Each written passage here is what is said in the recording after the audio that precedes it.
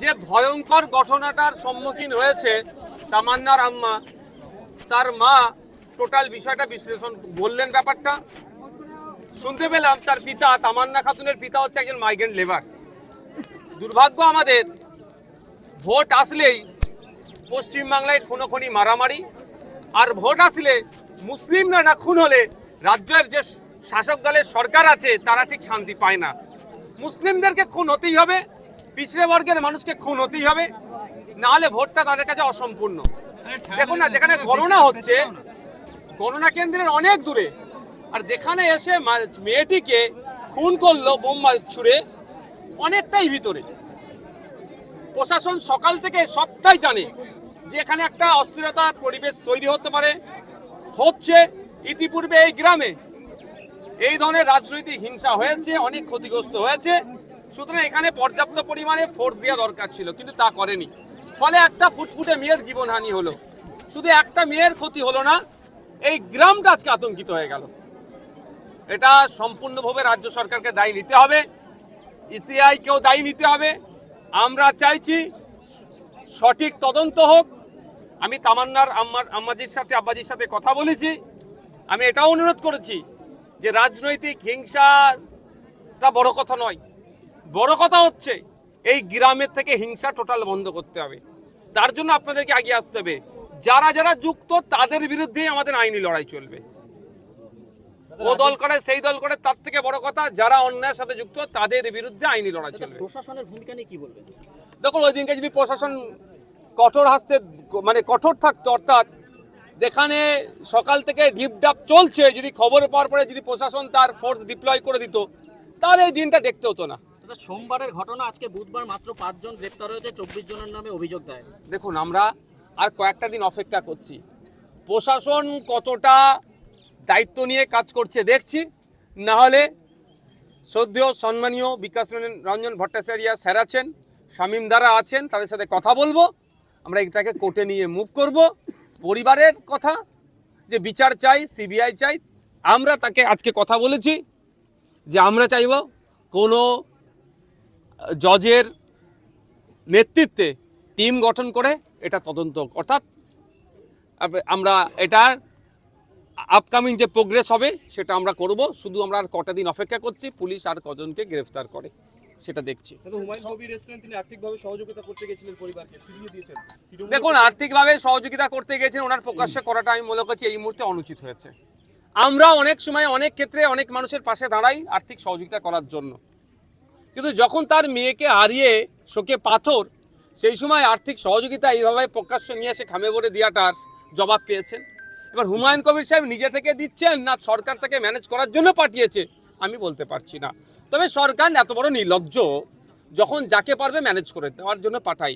কারণ যে ওয়াকাফ আইন বিজেপির বিরুদ্ধে আন্দোলন করতে গেলে এখানকার মুসলিম সম্প্রদায়ের মানুষকে সরকার আটকানোর চেষ্টা করে প্রশাসনকে দিয়ে, সামান্য একটা মুসলিম বাড়ির মেয়েকে খুন করেছে, তাকে ধামাচাপা দেওয়ার জন্য অনেক পন্থা অবলম্বন করতে পারে। আমি এখানে মুসলিম শব্দটা বারবার ব্যবহার এই জন্যই করছি, ভোট আসলেই মুসলমানদের রক্তর প্রয়োজন হয়ে যায় সরকারের।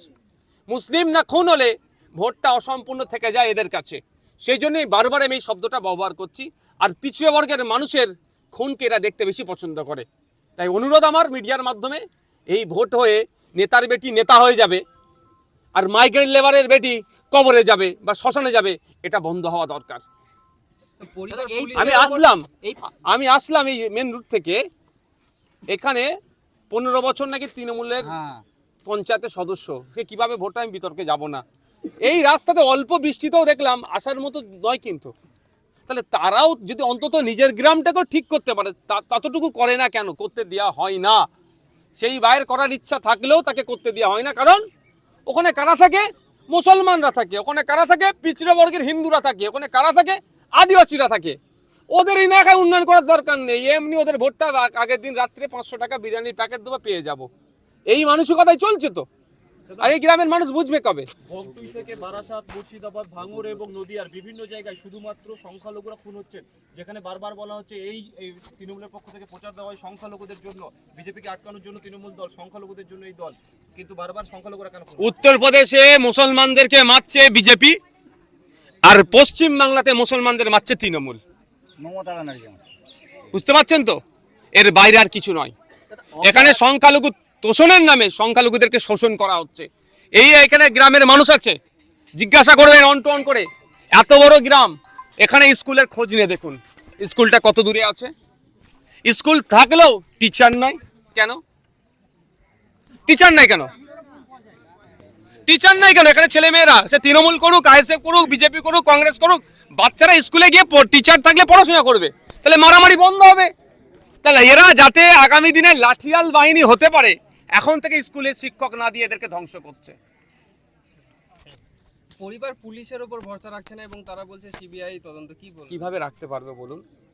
দুদিন পরে ফরেন্সিক রিপোর্ট টিম আসছে রিপোর্ট করতে। ও জায়গাটা বৃষ্টি ফিষ্টি হয়েছে, সব শেষ হয়ে গেছে, তো কি পাবে ওখান থেকে? পুলিশ যদি সক্রিয় থাকতো তাহলে তো আপনার এই ঘটনা ঘটতো না। দাদা, দেখা গেল ফরেনসিক টিম চলে যাওয়ার পর জায়গাটা মাটি দিয়ে কোদাল দিয়ে বুঝিয়ে দিল। যদি সিবিআই তদন্ত হয় ওরা তো কিছু পাবে না, পুলিশের তরফ থেকে। সিবিআই বিচার বিভাগীয় তদন্ত হলেও হবে না?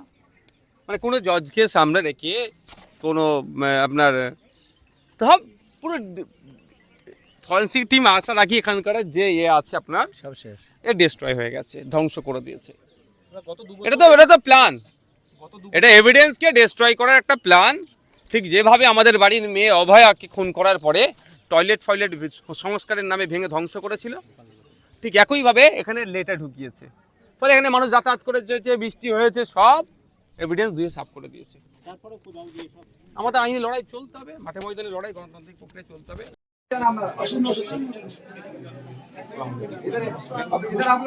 বেশি গবা না।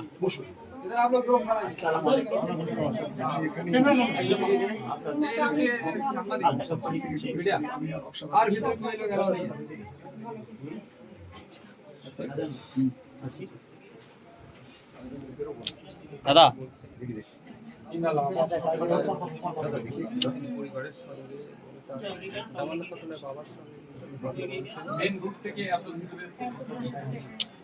এই বাড়ি আমার এখানে এখানে পরিচিত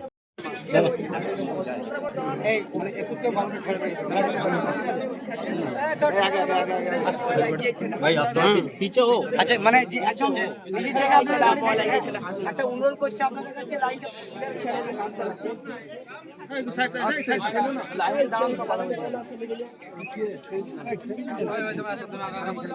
হ্যাঁ, আরে এক সাইডে দাঁড়াও, এক সাইড দাঁড়াও, দেখতে হবে।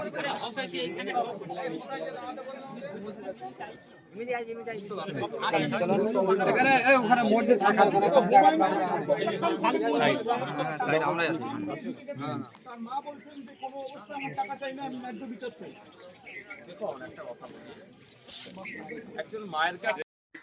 আমাদের দুর্বলতা, আমাদের শিক্ষাই কম, আমাদেরকে যে যা বুঝাই বুঝে নি।